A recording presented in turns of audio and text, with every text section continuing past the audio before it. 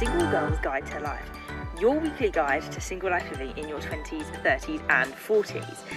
Now, this podcast goes into dating, relationships and living alone. But if you are watching on YouTube today, you would notice that there is a little bit of a difference, and my background's very different.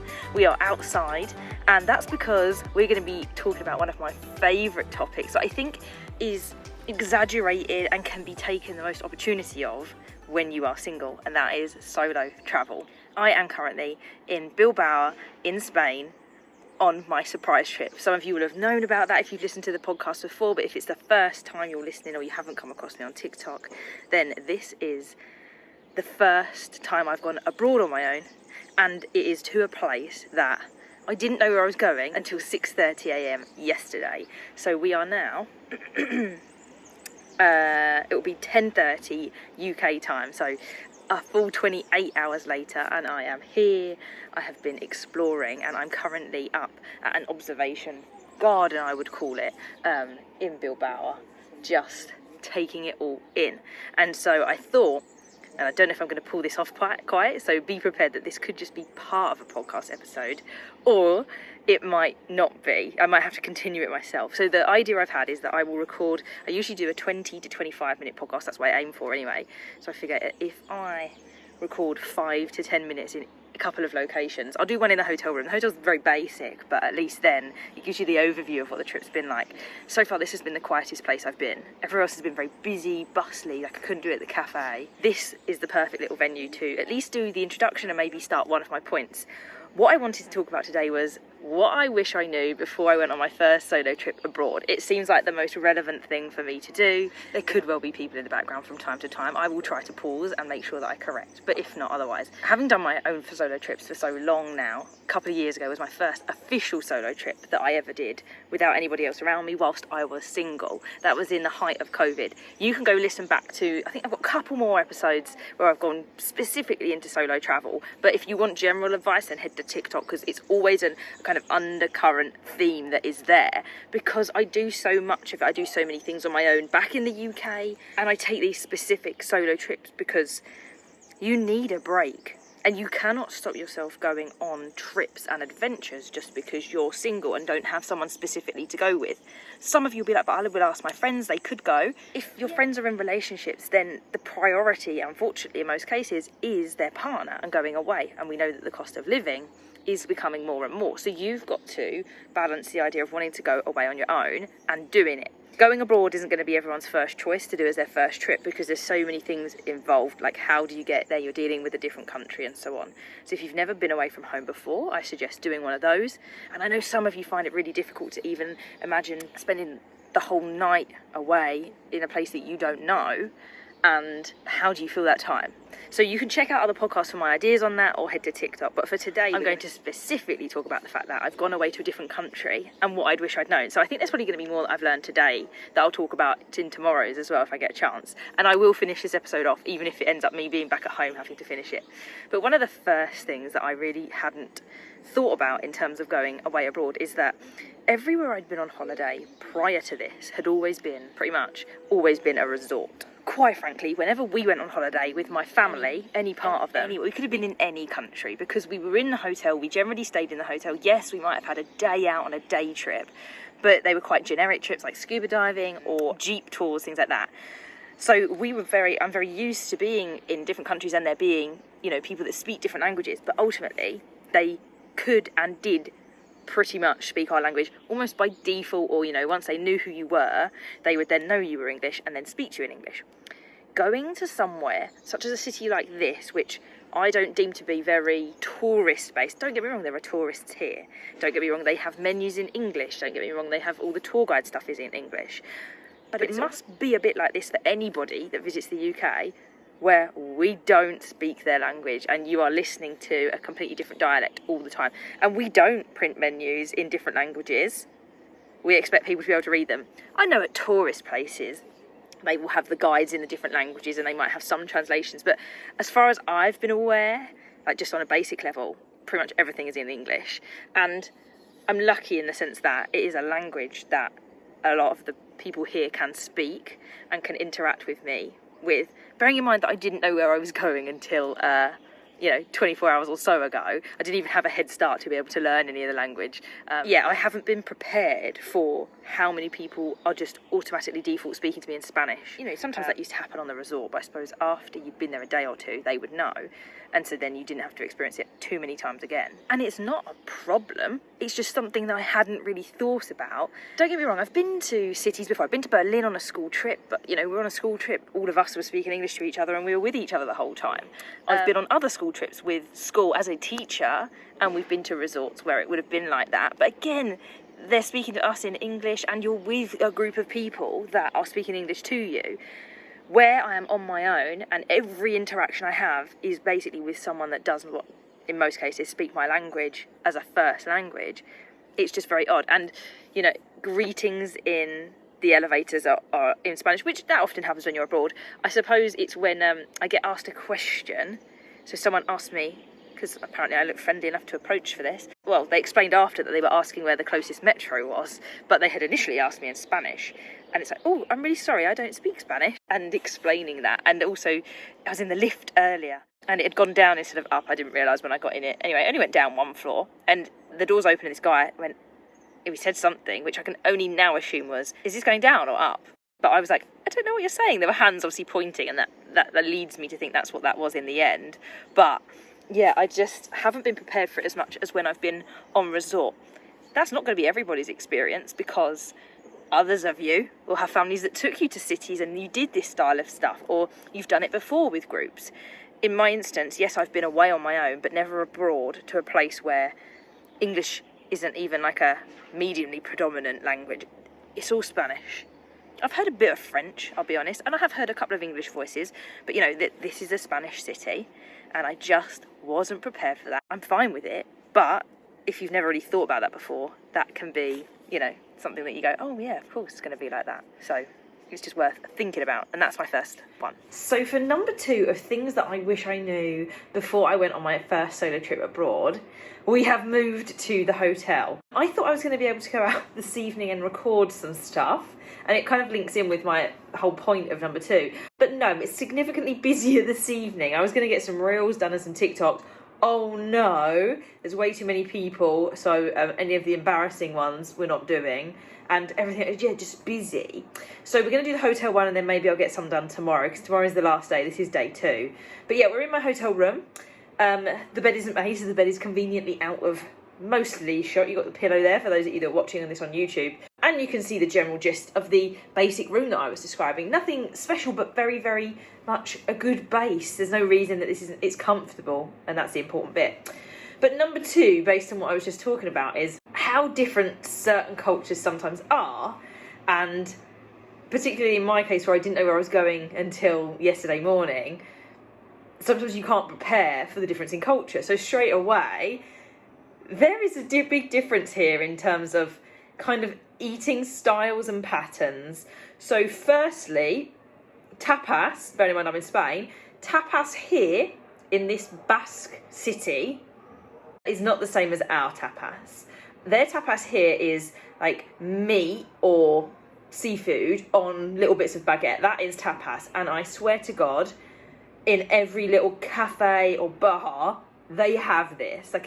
That's what the main food seems to be. And I guess it's kind of like it feels like a light lunch. And I've noticed that even with meals, bread is served, but lots of the bread gets left. And then that leads me on to my dilemma that I experienced this evening, which is that there are hundreds of these cafe bars, so you can sit out and have a glass of wine, seems to be a popular option out here, and these little tapas that go with them. But finding a restaurant, they're there. I appreciate that I have walked past a few and just not wanted to go in them. But to me, it's not as big. When you think of London or even Chelmsford, you've got restaurants, full-on restaurants where you'd have a 3-course meal everywhere, where food is cooked, not these little tapases that some of them are chilled and stay chilled and some of them are warmed. Back home, there's a restaurant every other shop, and we know that lots of high streets are transforming into what feels like just restaurants because online shopping is taking over. Here, there's definitely a culture of socialising together with a drink and having these little tapas. And in most cases, it's not even the tapas out. It's just a lot of socialising over drinks. I also looked up some of the work patterns. They have a break during the day, which might have, impacted what's going on. And also with these tapas things, I was like, when I first was given them, no one around me was eating them. They just finished like an actual lunch serving. But I was like, I don't know if I'm meant to eat these with a knife and fork, or if I'm meant to just like pick them up and eat them. It's one of those where you don't know. And when you're put in that situation, whether in my case unknowingly didn't know what was going to be happening, but I think that can happen even if you research stuff. You wouldn't necessarily always know what the etiquette was and what it was like to really be in the city. You just have to forgive yourself a little bit and be like, I am a foreigner in a country that I don't know, and I don't know what I don't know. I don't know what the standard is, and I've been discovering it. It's part of the excitement and the curiosity involved with going to a country that you don't know, is to observe and see what is different. It's funny, even just differences in the way their systems are set up is also interesting. It's kind of making sure you go in with curiosity to explore that culture. But yeah, I was unprepared for it. Some of the things that they've got here and that they do are wonderful. Less culture, just as I say, infrastructure. Some of the traffic lights, so the green man and the red man, have countdowns for the green, which we also have in the UK in some cases. But they also have, in some cases, a countdown for the red man. So the red, it will be red for ages, the red man. And then at a certain point, it'll be like, it will count down from 20 or so and show you how long you've got to wait until the red man will stop.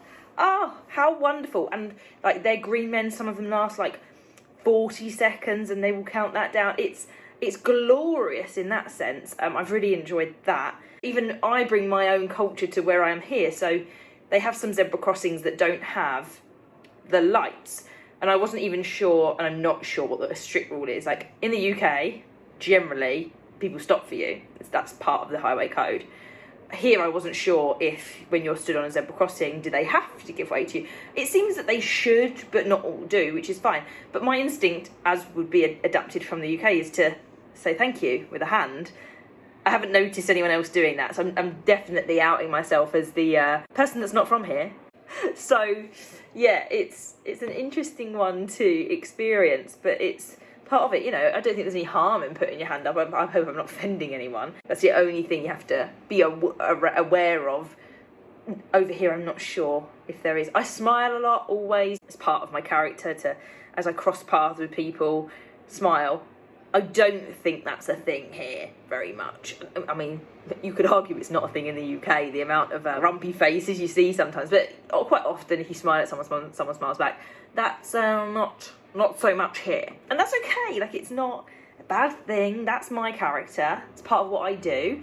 I think is it part of British culture? Like it's something that we generally, I think, if someone smiles at us or even, gives you some sort of acknowledgement. People have said good morning to me more so if I'm in the elevator. I think they've said buenos dias, because I also didn't know any of these phrases when I came. I also forgot that hola was hola. My brain wasn't really moving at a quick enough pace yesterday, but I picked up on that and saying gracias. Because this is not, as I mentioned in the previous point, because this is not a significant tourist area for people that speak English, you are dealing with a scenario that they probably don't really know how to often deal with you, and you don't know how to deal with them. I've just come back from pizza this evening, and quite clearly she didn't know much English, but we got by. So she pointed to something on the table, and I was like, oh, I'll scan that. Goodness knows what she said to me, but hopefully that's basically what she said. She said, see. So scan that, and the menu was translated in English, which was wonderful. And essentially for the meal, we communicated with like me pointing at the menu, but I did say it, and she said it back. And I said Coca-Cola, she said Pepsi, fine. Then she asked me about dessert, but obviously it wasn't the word dessert. And I was like, dessert. And I was like, I'll take a look, and point to the barcode again. So it's kind of interesting to do that as well. Whilst I was sat at dinner too, people were all speaking Spanish. And it was interesting that as someone that sat on their own, I'm not observing, but I am listening sometimes at certain points. And I can't understand. But based on them just coming in as a pair, sitting down looking at the menu, I can decipher that they're probably discussing the menu. So you can almost build up this like imaginary story about what they're doing, because you can hear odd words that do sound similar, like lasagna. I know what that means. And antipasti. because we use that on our, I think it was an Italian restaurant, so therefore, you know, there's crossover with Italian in general. You can kind of work out what they're probably saying to one another, even though you have no clue. That is number 2, and number 3 will be in a new location. So it seems like you can hear the fountain. I'm going to record anyway, and if I have to re-record, then I have to re-record. I will try and do some editing when I get back, to see if I can take that sort of low-level sound out, because it's a lovely setting, and I don't know where else will be best, apart from trying to go back up to the thing from yesterday, which is where I've already recorded, so we're not going to do that. We're on to the third thing now, and the third and the last thing so far that I can come up with, and this is the thing I need to add when I get back, because I suddenly think of it, is that when you travel abroad to a city like this, it's actually not that different to travelling anywhere in the UK. Yes, there is a potential, and in this case there was, an extra language barrier, which hasn't put me off ever doing this again. It's just I didn't have that awareness of it. But I've managed to the point, you know, we're in that privileged position where a lot of people do speak our language, speak English. Or, in the cases where their English actually hasn't been that strong, they've been able to point and I've been able to kind of make sense of what they're saying. Otherwise, it's generally very, very similar. Other than that, I don't know the weather, but at the moment, you know, the UK's having a heat wave, so arguably. But it's been mad here as well, but it's not that different. You don't know what the weather's going to be like, so you have to pack for different eventualities. You don't know the city you're in, so you need to carry out your kind of safety basics at the start that you know how to get around. You should keep cash on you as a backup in case you find that you can't get somewhere with your card, or your card doesn't work, or you need to get a taxi quickly. And the whole essence of it is that you just don't know where you are. You are on your own, and you want to be going and exploring what's around you, going to see what happens. I have let my intuition guide me for this. When I got sent the email that told me where I was going, it gave me a quick list of 5 things that you should see. And when I told some of my friends where I was going, one of them did say, here's one of the key things that it says that you're probably going to go and see. And it is the top of the list. It's what lots of people come here for. Apparently I've heard people talking about it at breakfast and in their exchanges about why they're here. I did that one. I did that on the first day. But otherwise, I haven't had a real, like, I'm going to do this now, I'm going to do that then. It was more like, where do I want to go now? What do I want to do? There was only one thing that I was like, I sort of planned to go to a different area, which was the different district I went to yesterday. But did I plan to go on the cable car? No. Did I plan to stay out there and do the podcast recording? No. Did I then plan to... I basically ended up doing a loop, it turned out. I didn't realise until part of yesterday when I came back on myself that to do that cable car, I had gone very much circularly around. I started coming back round to artwork and buildings that I'd seen before. And interesting, one of the pictures that I'd taken during the morning of a building that I thought was beautiful, as many of them are around here, if you can't already tell from those watching on YouTube. It turned out to be the market, which is, I figured there must be a market around here somewhere food-wise. It's a culturally known for its food. And whilst it wasn't like, well, it was a market in the traditional sense actually, it was a very modernised market. It was all inside and they had different stands for meat, fish, fruit and veg and so on. But then downstairs there was like a whole section of little bistros all set up and you would eat in the middle. I mean, I'd liken it to like your canteen at Lakeside, but fancier. But that is what they had there. And I'd completely just written that off as just some random building yesterday. I didn't know what it was until that was the only thing at the time. I was like, I want to go and see a market if they've got anything like that. And that was what came up. And I didn't realise until later that I was basically, going back on myself. Did it matter? No. My mum messaged and said, what's your plan for the day yesterday? And I said, I don't have a plan. She said, just in case there was something you wanted to see that you don't want to miss. Don't get me wrong, I've checked out the things it said to go and see on the 5 lists. Or, I've looked at that list and been like, do I want to? I've gone to see some of the cathedrals. Do I want to go in them? No. I did the museum. I've paid to go to places. There's probably more that I could see. The only other thing that I would have liked to do, which I just didn't organise in time, was going on like the open top bus tour, which I'd seen on day one. Maybe in the next place that I go, I will book that, whether that's in the UK or somewhere abroad. So that's on my kind of to-do list for somewhere. But in this sense, I've walked around and I've got a sense of this place that you couldn't get if you'd done it on a bus. I'd have seen probably more things and know more things about some of the buildings, same as if you'd had a guided walking tour. But sometimes just walking the walk around the places gives you a better sense. I feel like I know this city a little bit. I feel like I can navigate to certain places. Like I know the Guggenheim is over that way. If I wanted to go where I was yesterday, I would head in a general direction of over there. Based on that being over there, then that's got to be there. The airport, not that you can get there by foot very easily, it would take you a while, but it is that way. Because if the Guggenheim's there, then there's a bridge right by it that I think is basically the in and out towards the airport.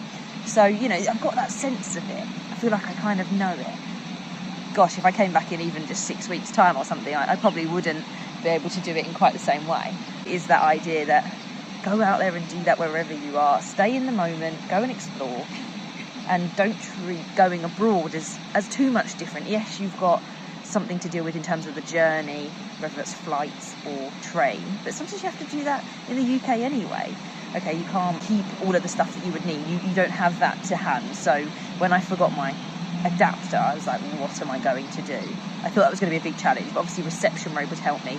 If they hadn't, on my walks in general, I have seen that there's been like an Apple approved store, so I would have gone in there to go and get an adapter if I had to. You know, you pay for what you need to when you've forgotten something. It's like when I went to Norfolk and hadn't thought anything about taking a towel and going to the beach. What? So I just bought a quick bikini and a towel at the time. You know, make sure you've got enough funds to deal with that, but don't treat it like any other difference. Yes, there may be a language barrier, but ultimately it's just the same principles. Go and have fun, go and explore, go do something by yourself and enjoy. I'll do an ending here, just in case this is the very end and I want to make sure that it does have an end. I hope that that's given you some advice on travelling abroad for the first time. This is my first time on my own and doing a city break, not just going to a holiday resort, which on reflection, I think I would be more bored. I get bored even when I'm with people and doing that, because 7 days is long. I could probably do it for 3 days if I just want to relax, but I like somewhere that I can at least explore.